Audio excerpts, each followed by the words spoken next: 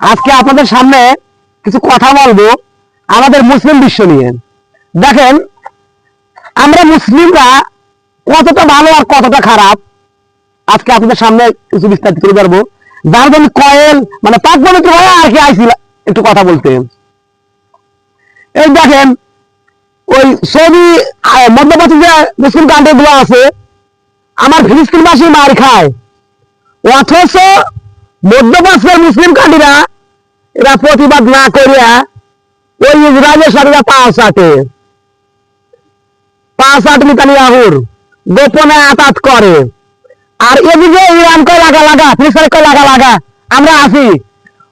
Iran উড়ে দিছে, ফিলিস্তিনের মনে করে সাধারণ জনগণ হামাস দৃষ্টিরা অনেক শুরু করে দিছে, ওখানে মাইরে ভরসা করে হালায়, অথচ কেউ ওদের পাশে থাকে না।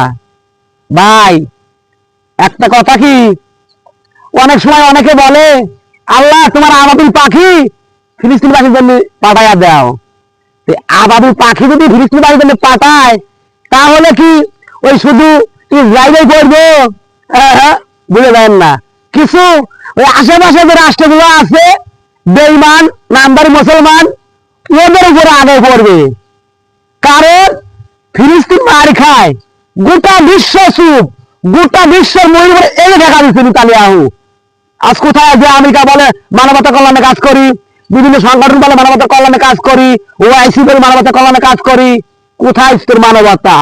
ওরা মানবতার নামে কলা জুলে আর মূল্য জুলায়, ওদের কথা যদি শুনবি মরবি। আজকে ফিলিস্তিন যাইতেছে, কালকে ওরে মারবে, আমেরিকা মারবো, পরশু তোরে মারবো না, এর গ্যারান্টি কে দিব? সুতরাং সময় থাকতে সাবধান না হও। আজকে ফিলিস্তিন মারতেছে, যুদ্ধ করতেছে, প্রতিরোধ করতেছে, তোমরা কিন্তু তুলতে পারবে না।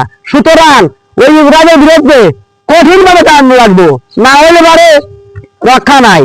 তাই আসুন আমরা সকল মুসলিম বিশ্ব একসাথে কাঁধে কাঁধ মিলিয়ে বুকে বুক মিলিয়ে ওই শয়তানদের প্রতিরোধ করুন, না হলে ধ্বংসের পথে এগিয়ে যাবেন।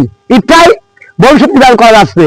কারণ আপনারা বেঈমানদের মানে আমেরিকা মানে বাপদান না থাকলে আপনাদের ক্ষমতা থাকবে না। এজন্যই আপনারা আমেরিকার পিছনে লাগেন না, ওদের পিছনে লাগেন না। ও মুসলিম বিশ্বাস নেতারা চুপ করে আর থাকো না। তোমার ভাই মারি খাচ্ছে, ওদের ভাই মারি খায়, ওর মানে গায়ে দিকটি যা আছে স্বপ্নে বাড়া দিলি, আর তোমার ভাই মারি খাচ্ছে, তুমি চুপটি করে বসে রাখছো। ভাই এরকম হয় না ভাই, পারলে একটু ওদের জন্য দোয়া করবেন সবাই, এছাড়া কিছু করার নাই আমাদের। সেই সামর্থ্য সেই শক্তি এদেশে মানুষের থাকতো, অবশ্যই পাশে দাঁড়াতো। আপনাদের শক্তি আছে, সামর্থ্য আছে, শুধু 5,000 বললে আপনারা দাঁড়াচ্ছেন না, আর দাঁড়াবেন না, কাল আপনার বিপদে কেউ দাঁড়াবে না। সুতরাং সাবধান।